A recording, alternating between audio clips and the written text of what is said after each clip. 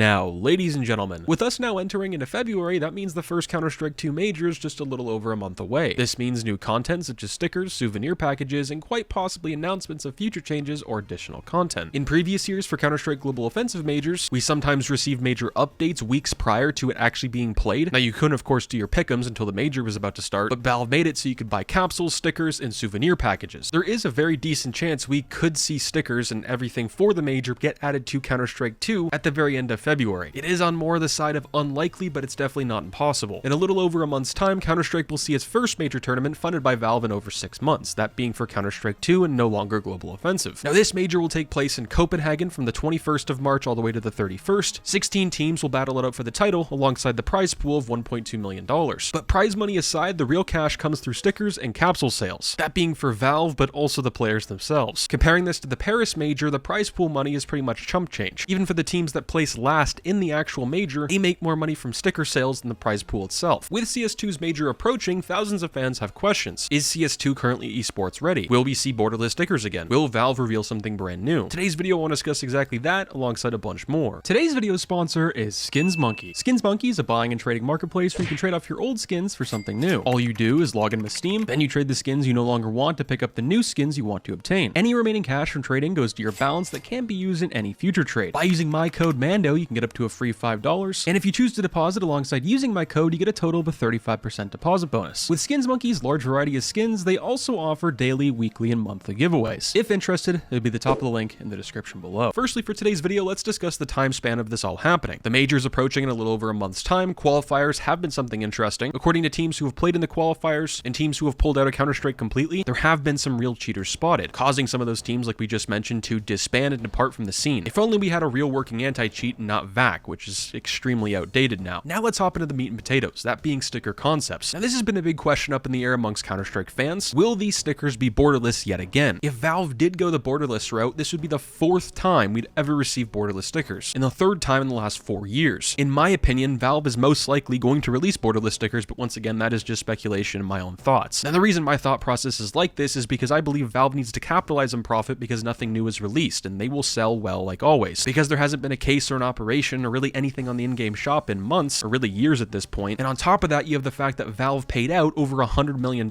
in capsule sales just to teams and players alone, and their profit was probably looking at $400+ million that Valve kept for themselves. Yes, there are some reasons that Paris sold so well, one of them being, 1, they're borderless. They also look very good with some of the holo effects, but 2 is probably the biggest here, and that's the anticipation of Counter-Strike 2 releasing. Now, a question that I have for the video, but also for you guys, is why wouldn't Valve release them? Now, most would argue that Valve doesn't want to oversaturate the market, and I believe just that. Borderless stickers after Katowice 2014 and the skin scene, and let alone Counter-Strike, started to blow up again, players thought it would be Valve's last stand and last-ditch effort to make a quick buck. And I guess you could say that's what they did in Stockholm 2021, but those sold also well then too. Only if Counter-Strike was dying and Valve needed a quick buck to close out the franchise, that's when they would release them, or they wanted to revive the scene, but that hasn't and is not the case here. Valve needs to not oversaturate the market and make borderless stickers feel rare and special again. But ever since Paris came out, we may never ever go back to how things were before, where we would get new and interesting designs every single year, and it was something to look forward to. Now it's just copy pasta every single year. You just put the new tournament organizer somewhere on the sticker, and that's a wrap. This is something that I think Valve needs, but also should do, and that is making something new, that being specifically for majors. They need to make certain teams, players, or rarities either stand out more on a weapon versus all the others. Maybe they can make a new rarity for stickers to make them even more cool than they already are, or maybe have it so certain rarities are borderless versus others. Now those are just my thoughts and speculation of what Valve can, should, and maybe will do, but I now want to take a look at some concepts from our boy Arco Digital on Twitter. Links to him will be down in the description below. I suggest you go check him out. He makes new designs for stickers and skins in general, it feels like almost every week, and they're all amazing. In this past couple of months, Arco Digital has put out some concepts for the Major in 2024, and I gotta say they're pretty awesome. They're a lot different than the recent border iterations that we received from the past few majors, and it seems like they take some inspiration from E-League 2018, where they're not borderless, they have a background, they're kind of bulky, but they look really good on a weapon, and this has been something a lot of people have been asking for the past couple of years, and even after Boston 2018. Now, concepts aside, I also have the thought in my mind that Valve is going to want to make some of that missed profit they could have had back. That being with CS2's release. If they release an operation or a case even as broken as Counter-Strike 2 was when it first came out with the limited test or the full game, they could have made bank, and the player numbers would have gone even higher than they already were, but they chose not to, and that's a lot of missed out profit. So borderless stickers would be a no-brainer for them, as well as I also want to take a look at why Valve made borderless stickers 3 years almost in a row for this past little while. Well, to sum it sum it up, it's laziness, but also a lack of devs, and the devs who were working on Counter-Strike were working on Counter-Strike 2 and not Global Offensive at the time. That explains the lack of updates, but also effort put into them. Instead of making new sticker designs for majors, Valve put those people, resources, and time all into making Counter-Strike 2. And one of the last things I want to mention is why Valve wouldn't go back to making bordered stickers. Let's go back to 2021, 2022, and 2023. After 2 years of not having any majors, we got Stockholm 2021, which reintroduced the borderless stickers. Valve made some money, but not as much as they did in Antwerp and Paris. Then we had Antwerp, which also made a lot of money, but pretty much copy and pasted what Stockholm did. And then after that, most people thought they'd have to go to a bordered sticker, which they did, and a lot of players didn't like it, that being Rio. The major wasn't great itself, and the stickers were just the cherry on top to that. This could also be a huge reason why Valve wouldn't go back to this. But I believe if Valve did something like Arco Digital did with Boston 2018, that could revive the bordered stickers, but also make those very successful. Let me know what you guys think down below. I'm gonna have another video in the next couple of weeks in preparation for the major of what you could expect, and also why you should watch it. Not just to support the esports scene in Counter-Strike, but I think there could be some sort of announcement. That be either being for a new map, a roadmap for Counter-Strike 2, or some sort of tease, but I'm not really sure. Let me know what you guys think down below. I'll catch you in the next one. Stay positive, stay sexy. I'm out, guys. Peace.